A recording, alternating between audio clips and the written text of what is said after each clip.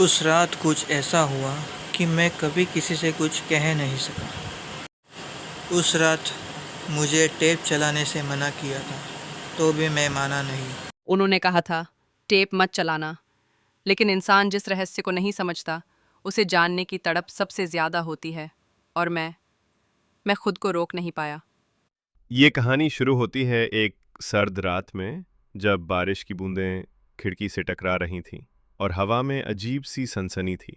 मैं अकेला था, घर में अपने पुराने सामान की सफाई कर रहा था। पलंग के नीचे एक पुराना बक्सा मिला, जंग खाया, धूल से भरा। उसमें कुछ पुरानी किताबें थीं और एक कैसेट टेप।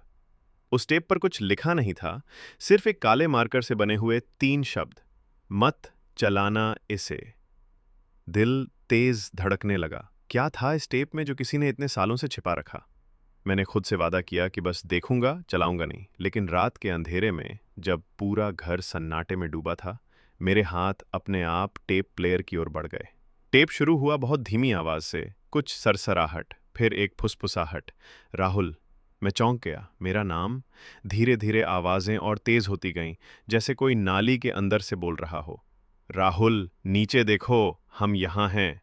मैंने झटके से टेप बंद कर दिया।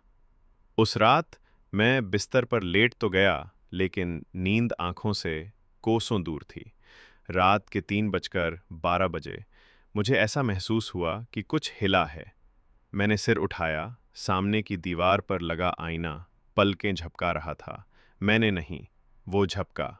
मैं घबरा गया, भागकर आईने के सामने गया, लेकिन उसमें जो दिख रहा था वो मैं नहीं था।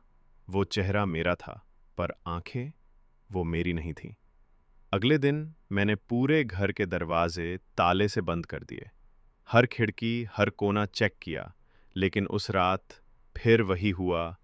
मुझे अपने बिस्तर के नीचे से सांस लेने की आवाज़ आई, धीमी, खर्राटेदार, जैसी किसी और की नहीं, मेरी ही आवाज़। मैंने डरते डरते नीचे झांका, कुछ नहीं था। फिर एक रात मैं खिड़की के पास गया, और जो देखा, मेरी रूह कांप गई। खिड़की के बाहर मैं खड़ा था, उसी कपड़ों में, उसी चेहरे के साथ। बस एक फर्क था, वो मुस्कुरा रहा था, अजीब सी मुस्कान। मैं पीछे हटा, खिड़की बंद की, और वही टेप दोबारा चलाया। इस बार आवाज़ साफ थी। अब मैं बोलूंगी तेरी आवाज़ में। टेप में अब मेरी ही आवाज़ आ रही थी, हर वाक्य, हर चीख, हर फुसफुसाहट।